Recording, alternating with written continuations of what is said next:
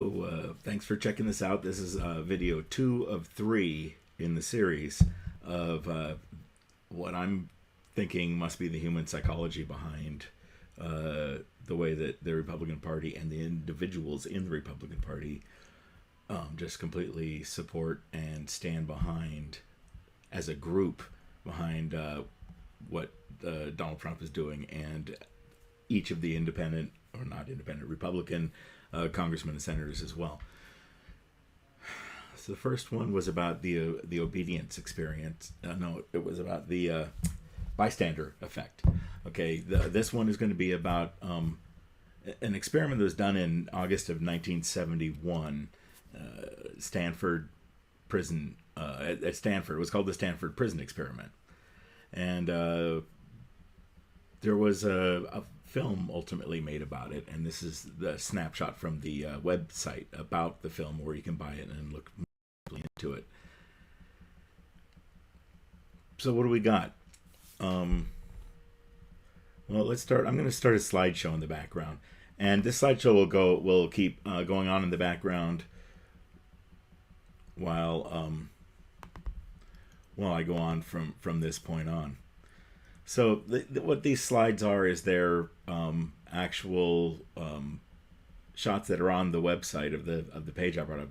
They're kind of describing what was going on there, and I've got videos to put it on top of it. So in the background, you'll be seeing these slides going by, and those are actual photographs from the experiment. And then I've got videos that I'm going to plop in over the top of those. You'll see. So, in 1971, the Congress, sorry, in 1971, the Stanford Psychology Department put on a professor there put on an experiment. They hosted a human subject experiment. At the time, there weren't as many rules about who can and can't be a prison. Who and can't be in a human subject experiment. And this experiment helped define the future of how human subjects experiments were going to go. They ran an ad in the local paper that for people to show up and do this experiment. And they paid them, I don't know, I think it was $15 a day. And it was just a social experiment. They weren't really sure what they were going to get into. So they came in and they decided they're going to go ahead. Those that stayed in, the ones who, they weeded through the people that applied, and well, I'm going to get on to telling the story from the story's sake perspective, and this is the way that the person who put on the experiment, who is responsible for it, talks about it in retrospect. He starts about on a quiet Sunday morning. Police car pulls up in front, in August 2016, and a cop comes to the front door, knocks, and says he's looking for me.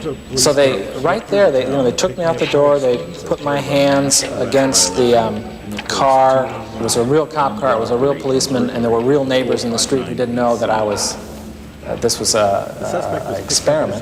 Charged, warned of his legal rights, spread-eagled against a police car, searched and handcuffed, often as surprised and curious neighbors looked on. The suspect was then put in the rear of a police car and carried off to the police station with sirens wailing.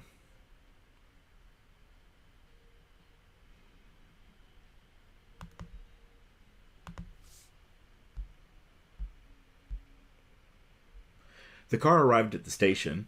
The suspect was brought inside, formally booked, and again warned of his Miranda rights, fingerprinted, and a complete identification was made. The suspect was then taken to a holding cell where he was left blindfolded to ponder his fate and wonder what he had done to get himself into this mess.